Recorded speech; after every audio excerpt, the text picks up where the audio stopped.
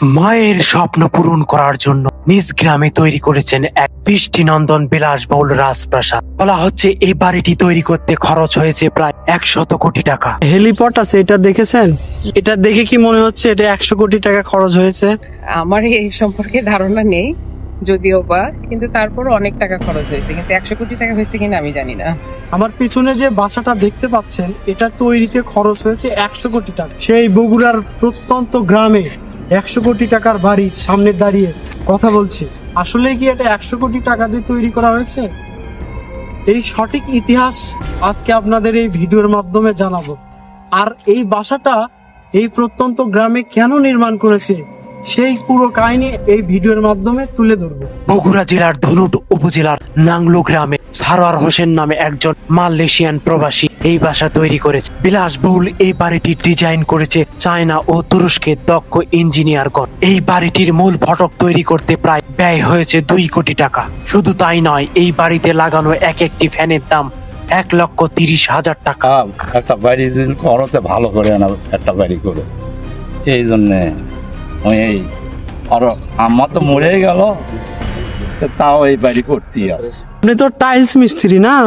যেগুলা টাইলসে কাজ করতেছেন এগুলো কি বাংলাদেশি না সৌদি? এগুলো বাংলাদেশের না, এগুলো আছে ইটালিয়ান। শুধু বাড়ি তৈরিতেই ক্ষান্ত হননি সারোয়ার হোসেন। তিনি তার বাড়ির সামনে স্থাপন করেছেন তার শখের বাগান, যেখানে স্থান পেয়েছে বিভিন্ন দেশ থেকে আনা ফলের গাছ। এর মধ্যে উল্লেখযোগ্য হচ্ছে সৌদি আরব থেকে আনা বিশেষ ধরনের খেজুর গাছ। এছাড়া বিভিন্ন ফলের গাছ এই বাড়ির শোভাবর্ধন আরো বাড়িয়েছে দ্বিগুণ। একটা ফ্যানের দামই 1.5 লক্ষ টাকা। আসলে এটা কি সত্য?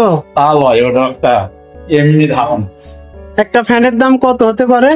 1,20,000 করে বাংলাদেশি টাকা, 1,20,000। 1,20,000 করে। আমরা এরকম ফ্যান রহমাননগর থেকে এসেছি বাড়িটা দেখতে। মানে এই বাসার খোঁজ পাইলেন কিভাবে? এটা মূলত আমি ফেসবুকে দেখেছি, দেখার পর থেকে আমার বাড়িটা দেখার খুব আগ্রহ হয়েছিল আর কি। এই জন্য আজকে এই ছুটির দিনে ঘুরতে আসা। দেখে কেমন মনে হচ্ছে? অসাধারণ। বাড়িটা খুব সুন্দর করে ডেকোরেশন করে তৈরি করা এবং ডিজাইনটাও খুব সুন্দর। তৈরি করতে পারেন, এগুলো হচ্ছে ন্যাচারাল আর পাহাড়ের জিনিস। টাইলস কমপ্লিট হতে আরো কতদিন লাগবে? আমাদের এখনো 6 মাস লাগবে। বাসার ভিতরে কি কি দেখলেন? বাসার ভেতরে মূলত ডিজাইন গুলা দেখলাম। টাইলস সুন্দর, মার্বেল পাথরের তৈরি করা, আর ছাদের ডেকোরেশনটা জিপসাম দিয়ে করা, খুব সুন্দর। হেলিপড আছে, এটা দেখেছেন? না, হেলিপড অব্দি যাওয়া হয়নি। ভেতরে মূলত কাজ করতেছে মিস্ত্রিরা, উপরে যেতে পারিনি আর কি। আচ্ছা, এখানে যে ফ্যান আছে 1,20,000 টাকা একটা ফ্যানের দাম, এই ফ্যানটা দেখেছেন? হ্যাঁ অবশ্যই, ফ্যানগুলো অসাধারণ, পাকা। এই রাজপ্রাসাদটি বাইরে থেকে দেখে বোঝার উপায় নাই এটি 100 কোটি টাকার বাড়ি। বাড়িটির কালার বা ডিজাইন নিয়ে অনেকের মনে প্রশ্ন থাকলেও তার মায়ের ইচ্ছায় এই বাড়িটি তৈরি করে। এই বাসাটা আসলে আপনার ওয়াইফের ইচ্ছাই তৈরি করছে না? আপনার ছেলেকে আপনার ওয়াইফ কি বলছিল, মানে ওনার আম্মা কি বলছিল?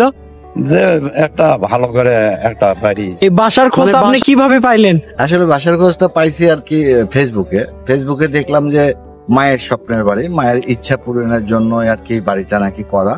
ফেসবুকে এইরকম লেখার পরে মায়ের প্রতি সব সন্তানেরই একটু দুর্বলতা থাকে, সেই দুর্বলতা থেকে আর কি বাড়িটাতে দেখতে আসা যে মাকে ভালোবেসে বাড়িটা করছে অজপাড়া গায়ে। এটা কি দেখে মনে হলো 100 কোটি টাকা দিয়ে তৈরি করা হয়েছে?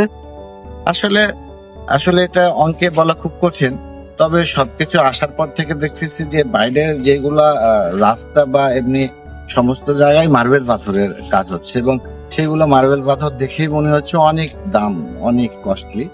এবং ঘরের ভেতরে আপনি যেগুলা কাজ করছে সেইগুলা এখানে ফ্যান থেকে শুরু করে সিলিং, তারপরে টাইলস, এভরিথিং অনেক সুন্দর। এটা আসলে অঙ্কে বিবেচনা করা খুব কঠিন। লোকজন যে বলতেছে 100 কোটি টাকা, আসলে এরকম? ওটা লোকজন বলতেছে, এটা আমরা কোনো হিসাব করিনি। হ্যাঁ, ওটা একটা ধারণার উপর করছে। বাসাটা কমপ্লিট হতে আরো কতদিন সময় লাগবে? 2 বছর লাগবে। আর আগে কত বছর লাগছে? 5 বছর লাগছে। তাহলে যে আপনার পরিবারের সদস্য কয়জন? অনেক বড় বাসা দেখলাম। সদস্য অনেকটি, 5টা ছেলে। 5 ছেলের সংসারে বড় ছেলে সারোয়ার হোসেনকে তার মা বলেছিল, বাড়ি যদি তুমি তৈরি করো তাহলে মনের মতো করে তৈরি কর। 5 ছেলের 4 ছেলেই থাকে প্রবাসে। বড় ছেলে সারোয়ার হোসেনের মালয়েশিয়াতে বিশাল বড় ব্যবসা প্রতিষ্ঠান আছে। এখন বলতে পারেন গ্রামেই কেন তৈরি করেছে এত সুন্দর দৃষ্টিনন্দন বাসা। সারোয়ার হোসেনের যে প্রত্যেক নিবাস সেই বাড়ির ডিজাইন থেকেই অনুপ্রেরণা নিয়ে সেই একই আদলে তৈরি করেছে একটি রাজপ্রাসাদ। মায়ের স্বপ্ন পূরণ ঠিকই করেছে, কিন্তু মা আর দুনিয়াতে নেই। কারণ বাড়ি তৈরির 5 বছর পেরিয়ে গেলেও এই বাড়িতে তার মায়ের এক রাতও থাকা হয়নি।